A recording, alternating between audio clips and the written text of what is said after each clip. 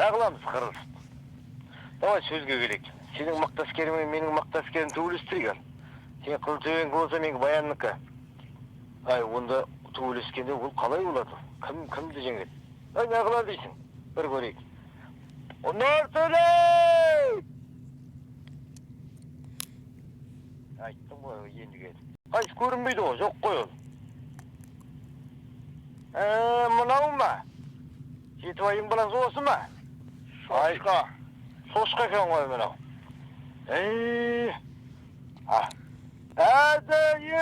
Марат! Ой, атасы сізген аузы шатасып кеттің ғой. Ай, істеке мынау.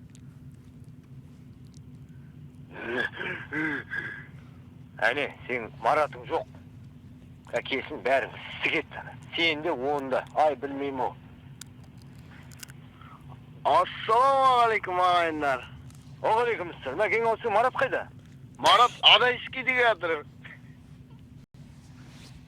Марат! Ой, Марат!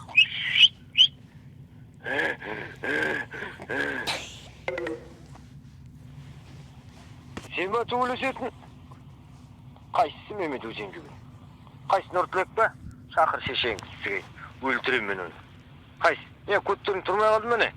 Бәрін қорқып қаласыңдар ғой. Ауылда құдай екенсіңдер ғой. Ей, Марат, енді бірдеме қыл болсын. Енді бәрі саған қарап тұр, ұят болмас. Ай, білмеймін ау. Айт, енді бірдеме қыл, енді бәрі саған сеніп тұр. Мені ақты ойлап түсің мәне, сігемген Нұртілекті.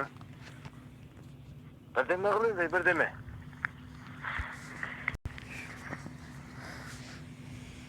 Ya сен сен балаң Нұртілегін сігет біздің бала.